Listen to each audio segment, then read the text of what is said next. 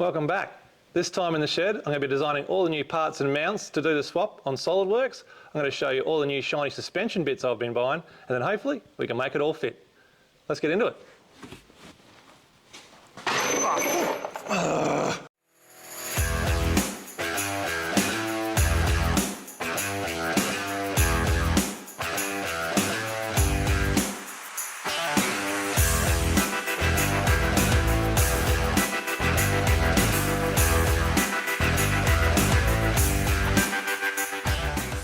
So we're straight back into it, picking up from where we left off in episode 3.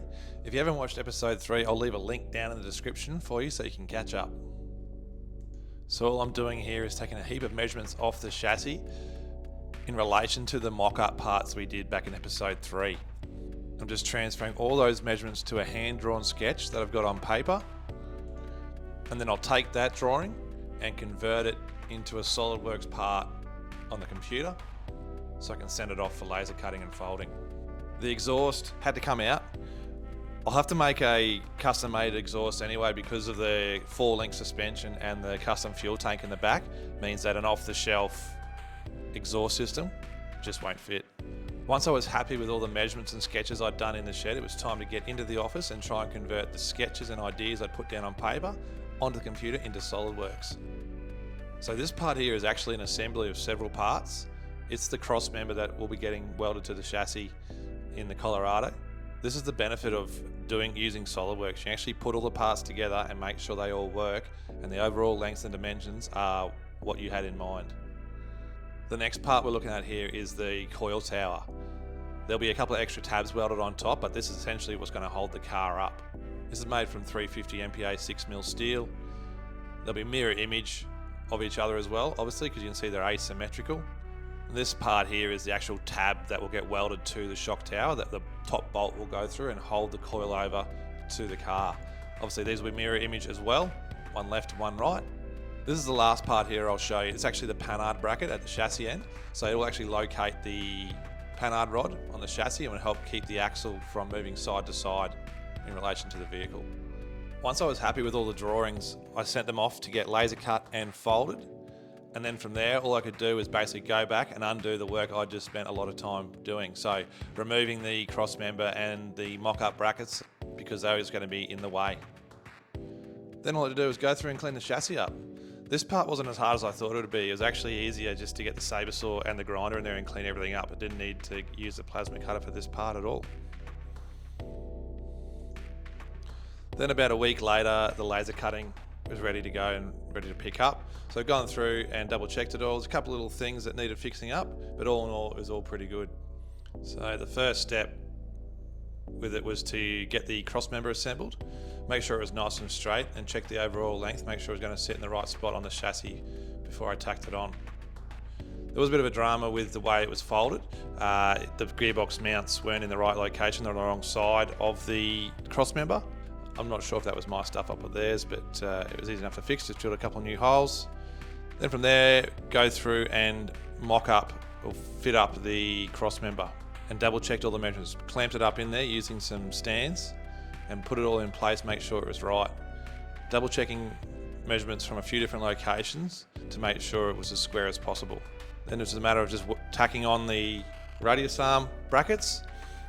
I got a little bit excited here and decided to fully weld on one of these, which comes back to bite me in the ass. You'll see later in the video.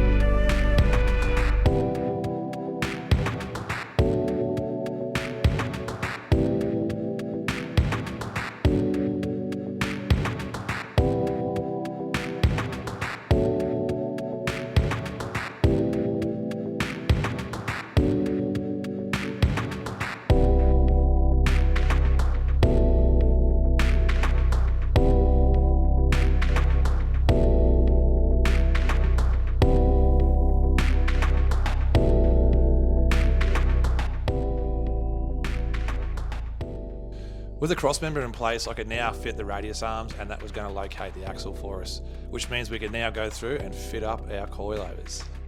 Before I could do that, I had to go back and change the radius arm bracket location. I checked the tyre clearance and there was rubbing at full bump when steering. It's hitting the guard and it was really close to the body mount, and that was only using a 31-inch tyre that I had lying around.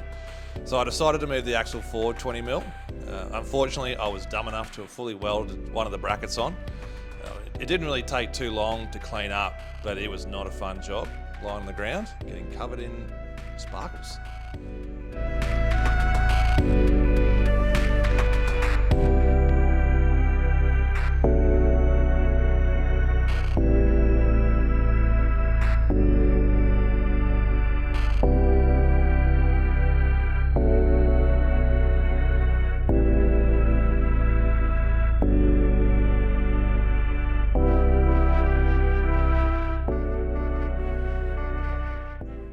So now the axle's all cleaned up, it's time to show you guys the shocks I'll be running in the car for this build.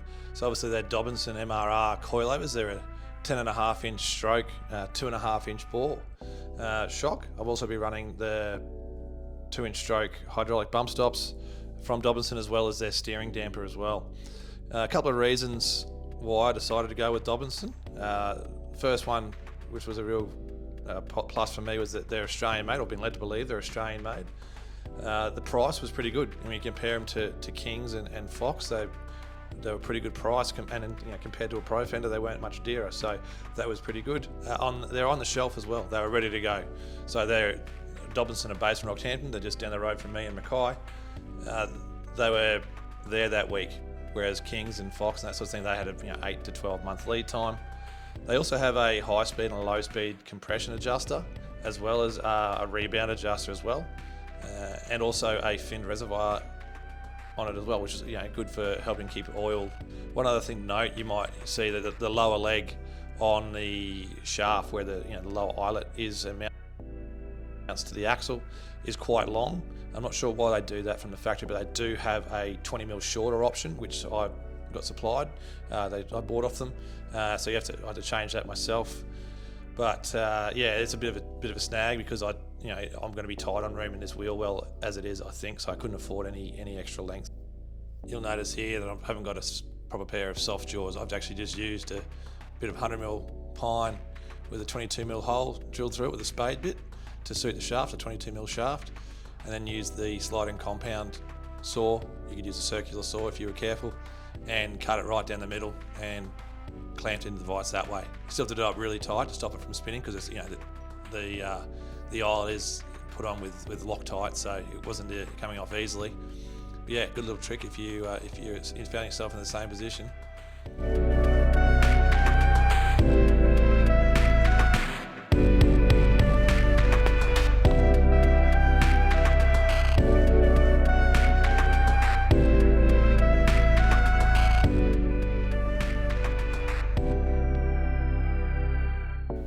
Well, as you can probably see, I'm having trouble fitting this 10 inches in my hole I've got here.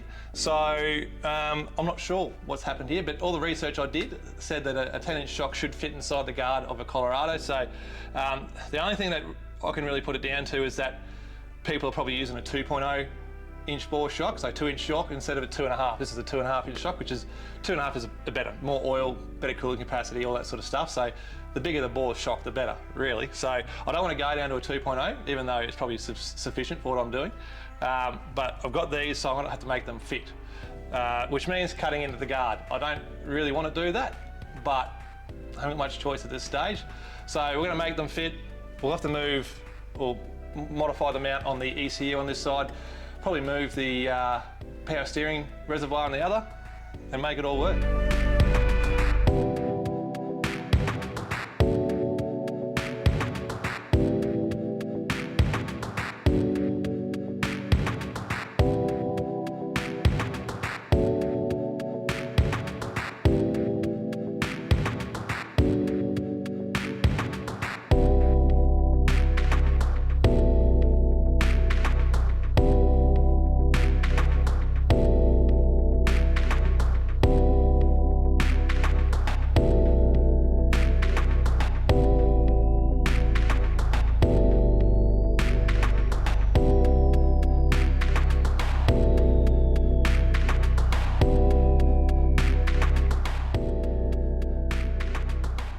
It's awesome to be able to draw parts on the computer and send them off to be made. It saves time and the end result's generally very good. Sometimes though, you still need to bust out the grinder and the drill press to make parts too. I didn't know exactly how I wanted to mount the shocks on the axle when I was drawing the other parts, and I didn't want to wait to send them off to be laser cut. So I've ended up just making a very basic tab straight onto the axle, made out of the offcuts from the shock tower.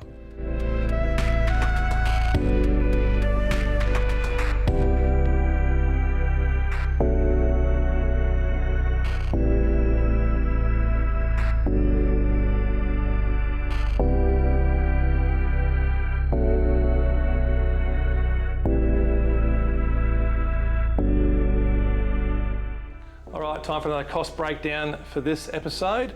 So you can see, got to where it says HD, heavy duty tie rod, in the last episode. So this episode we went through and got the suspension components. So that put a big dent into the budget so far. So all up, that stuff was about $3,500. So the coilovers were $1,100 for the pair, or $1,100 each. So $2,200 for the pair, which is pretty good. Like, you know, they're not the cheapest on the market, but they're certainly dearer than that.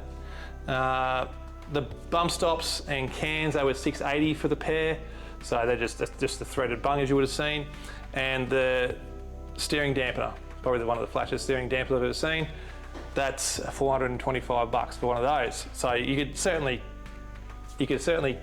do it cheaper if you wanted to, but decided to use some quality components there, all Australian made stuff, which is good.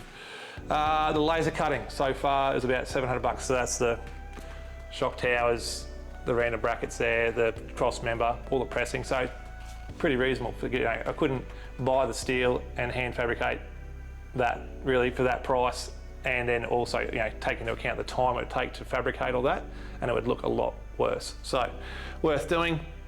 And the one thing I forgot to add into the last episode, if you would have seen the Marketplace Miracle that I had in the last episode, I forgot to add that into the budget in that video. So the radius arms were $400 I got off Marketplace, and I put some new bushes into it as well, so there's about $100 in bushes there. So all up, total spend so far is $11,630 or thereabouts, so we'll give or take $500 at this point. That's it for this episode, guys. Next episode, we're going to be going through and mounting the steering box, the panhard rod mount on the chassis end, hydraulic bump stops and the rubber bump stops. So tune in for that. Thanks for watching.